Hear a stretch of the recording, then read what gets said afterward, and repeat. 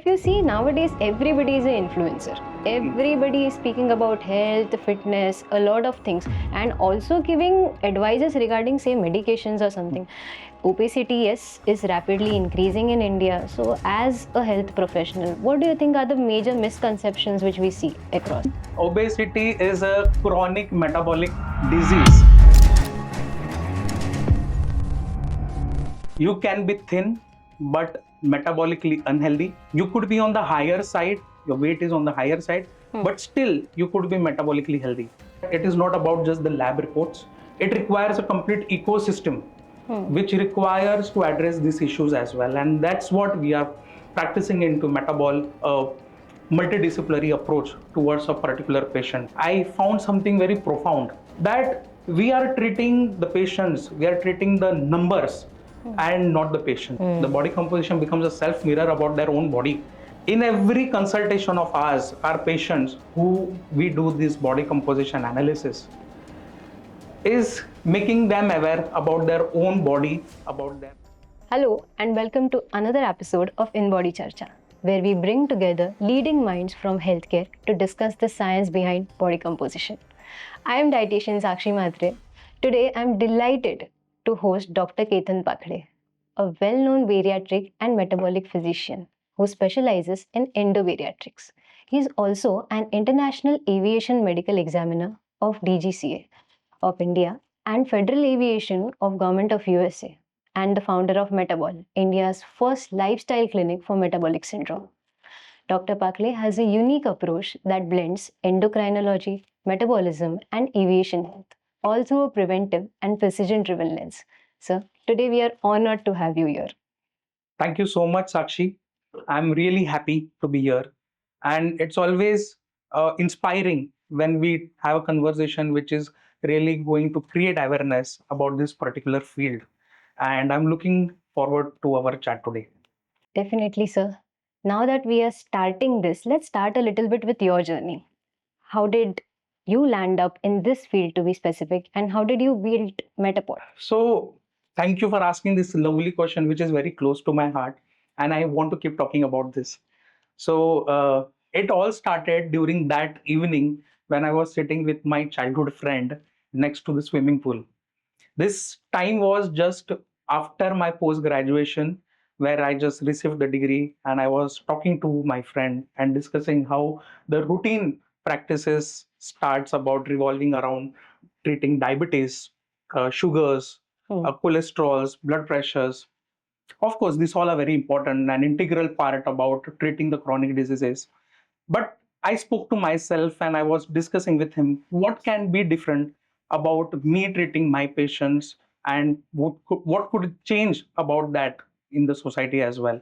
So back then we had a important curriculum about completing the thesis about our post graduation, and my topic was related to metabolic syndrome, where obesity was a key component. And at that time, not many of them were talking about obesity and medical management. The focus was all related to the bariatric surgeries. And even when I looked into it, the literature was not that great enough about medical management of obesity. I guess that was the eureka moment that sparked the eureka moment for me.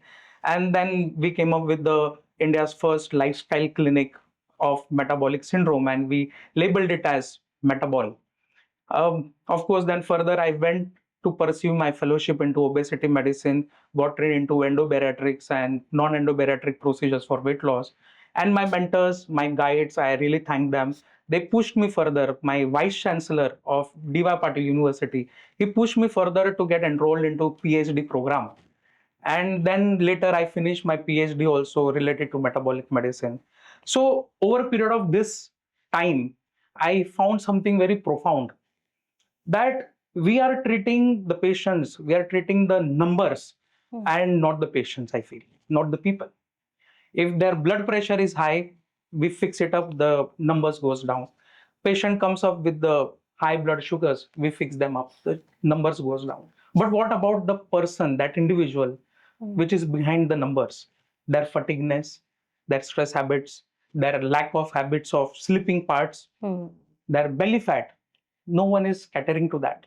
Correct. And that's where I understood that it is not about just the lab reports.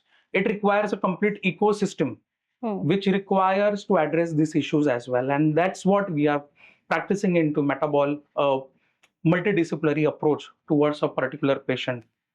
And we added, of course, the thyroids, the sugars, the PCOD in females, the fatty livers, all the same things of the same story, extended part of metabolic diseases.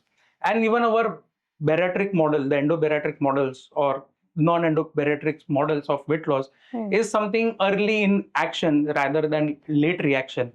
So I feel we need to catch the storm before it becomes a cyclone. Sir, to take this into consideration, if you see nowadays, everybody is an influencer.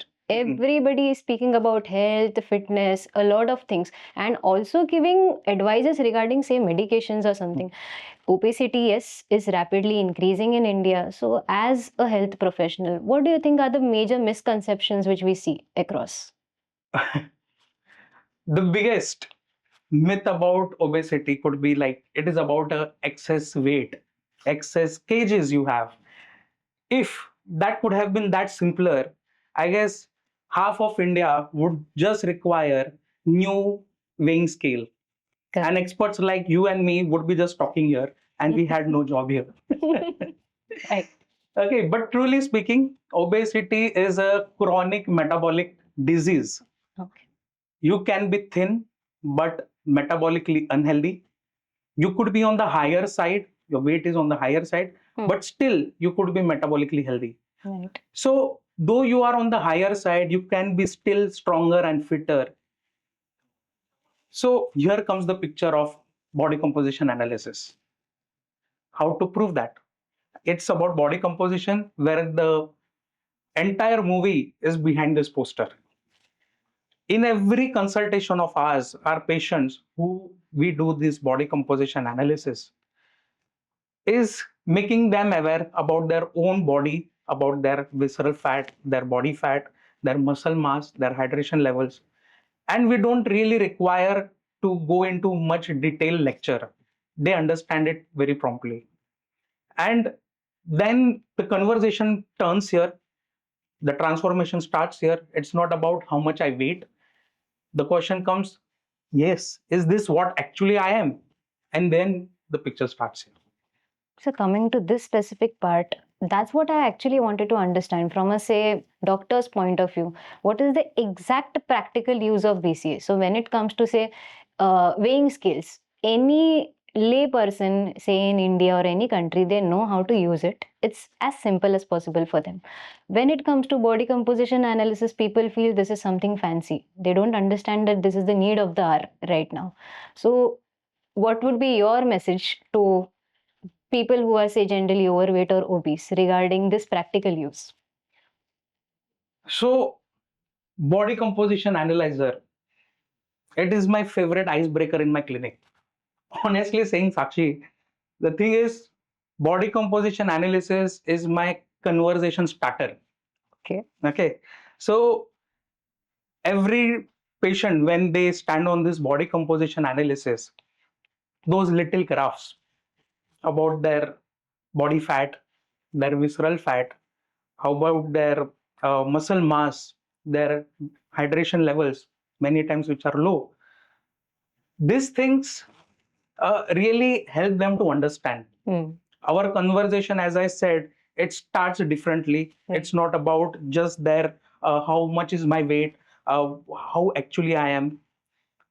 It is like a light bulb moment for them, where the science becomes more personal to them, and they started getting connected to it very easily.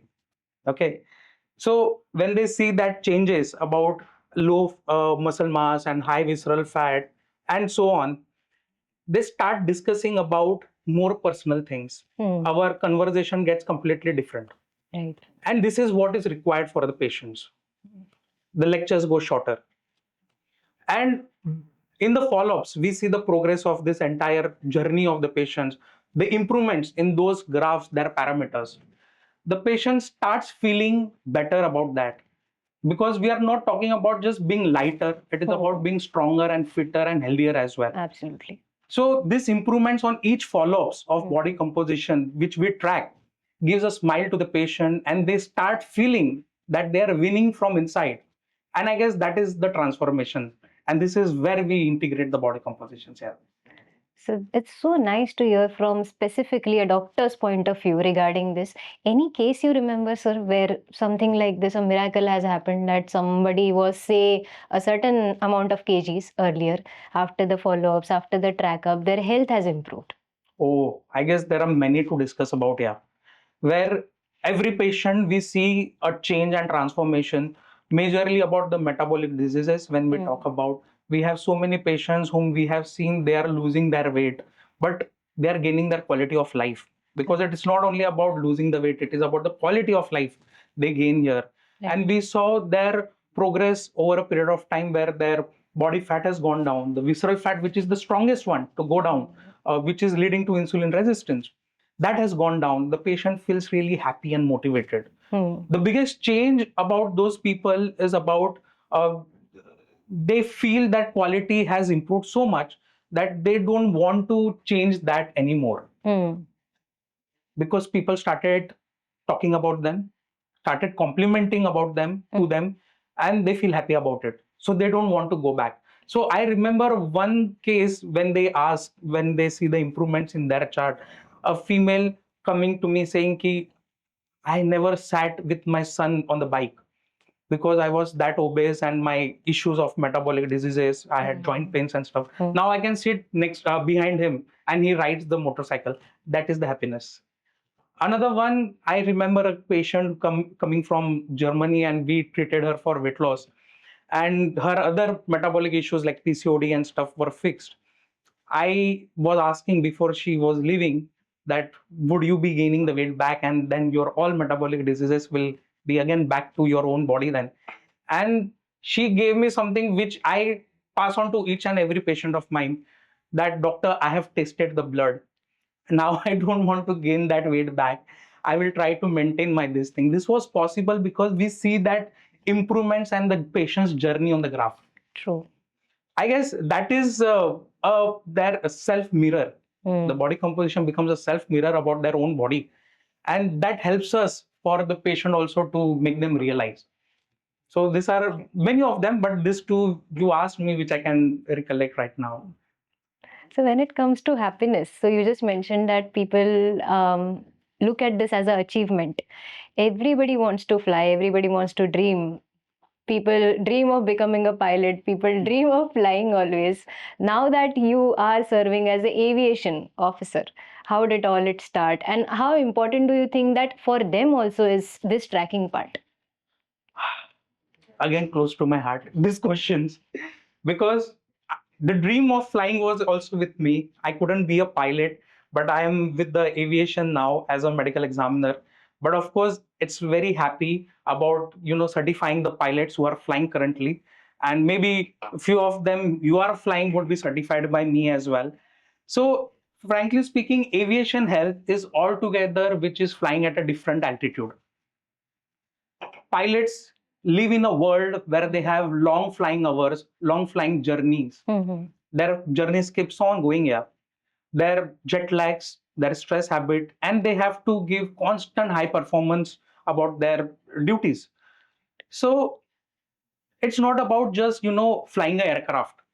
It is about flying their own system, their own metabolic system, where they can fly at a decent altitude smoothly at a good constant speed.